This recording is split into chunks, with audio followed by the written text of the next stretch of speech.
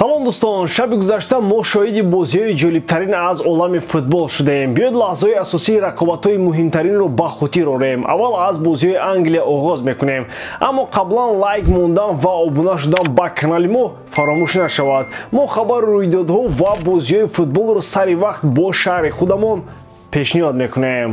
дӯстон, бозиҳои топ 5 чемпионатҳои аврупоӣ дар ҷӯшу хуруш аст ва моро дербии Мадрид интизор мебошад. Реале ки аз аввали мавсим дар ҳамаи бозиҳояш ғолиб баромад, бо Атлетико во мехӯрад. оё Беллингем метавонад боз дарвозаи ҳарифро рахна намояд? тамошои рақобатро бо сарпарасти видеои мо ширкати 1x бозам ҷолибтар гардонед. дар он ҷо регистратсияи осон, пур кардани маблағ аз тамоми гӯшаву канори дунё, вале аз ҳам муҳим, бонус то ҳаҷми $100 дар аввалин пардохт бо промокоди AMG 0777 ссилкаи бозӣ дар комментарияи ин видео.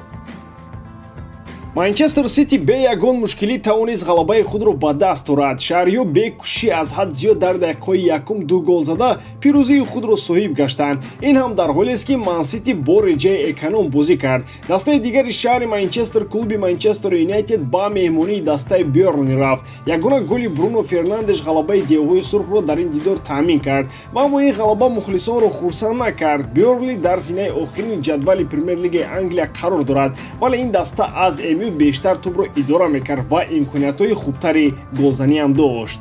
ҳарчанд Манчестер Юнайтед ғалабаам карда бошад, дар дили мухлисони худ бовариро ба ояндаи неку дурахшон ҷо накард. қисми бештари бозиҳои Англия имрӯз баргузор мешаванд. барои ҳамин аз Англия ба Испания меравем. дар бораи бозии дастаи Барселона шумо аллакай аз канали Барса TG хабар доред. бозии ҷолибтарини Испания дар Каталония буд, аммо на бо иштироки Барса, балки бо ширкати дастаи дигари Барселона ки ном онро Жирона аст. ин дастаи каталонӣ бо Малёрка бозӣ дошт.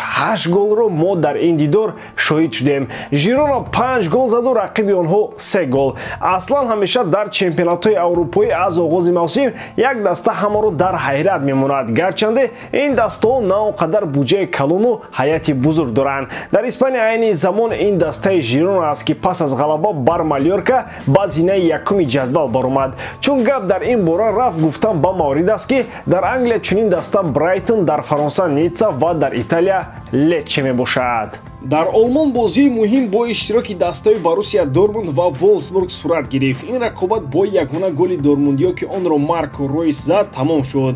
бозии серголтарини Бундеслига шаби гузашта дар Мюнхен гузашт. Бавария ба Бохум зарраи раҳм накарда 7 голи беҷавоб зад. хитрики Кейнро фаромӯш намекунем ки аввалин барои ӯ дар ҳайати Бавария гардид. РБ Лейпциг тавассути голи Вернер Боруссия Мюнхенгладбахро мағлуб сохт. дар Италия ҳам бозиҳои сергол буданд, аз ҷумла Сассуоло ва Ювентус бозии хеле ҷолибро манзури ҳамагон карданд.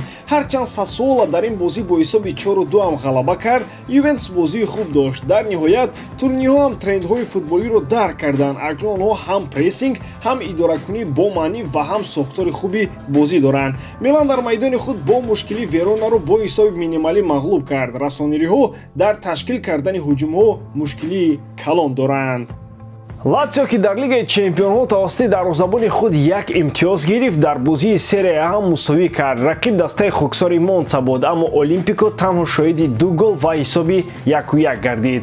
аз бозиҳои Фаронса ба рақобати Брест ва Лион таваҷҷӯҳ мекунем. Лион ғайриинтизор дар сафар шикаст хӯрд. Монако ва Ницца бозии аҷиб доштанд. Балоган аз Монако 2 пеналтиро хато кард. Жереми Бага аз Ницца бошад, дар нафасҳои охири бозӣ ғалабаи дастаашро таъмин кард.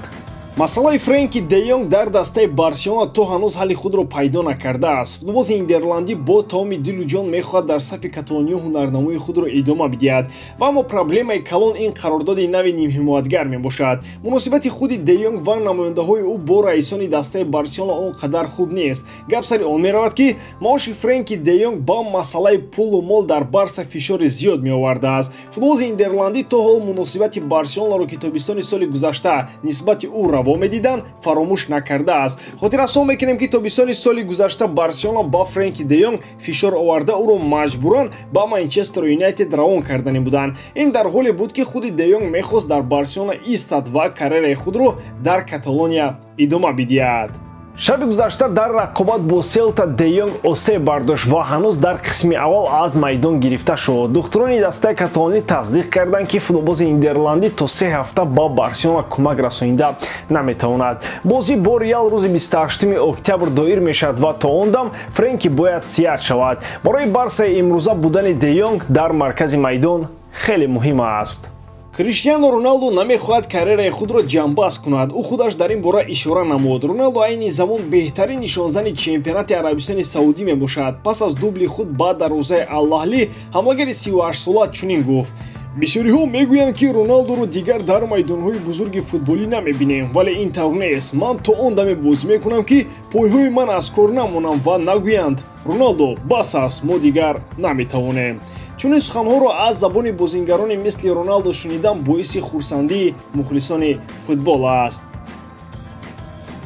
биёед як дам фаромӯш кунем ки кадом нафар мухлиси Месси асту ки аз Роналдо. Мухлиси Месси будан маънои душмании Роналдо буданро надорад ва баръакс. Барои ҳамин мо бояд танҳо хурсанд шавем ки боз чанд соли дигар Криштиано Роналдоро дар майдонҳои футболӣ хоҳем дид. ӯ то ҳол дар формаи беҳтарин қарор дораду голҳоро ба ину ба он тараф мезанад. Дастаи ӯ 7 бозӣ пайопай ғалаба дорад ва дар ин пирӯзиҳо хизмати Криш басо бузург мебошад. ба ҳамин тамом боридарам ки эҷодкории ман ба шумо писанд меояд. Лайк, комментария ва дар канал обуна шуданро аз ёд набароред. бо шумо мисли ҳар вақта Муҳаммад Гайров. хай бародарон, дар паноҳи Аллоҳ.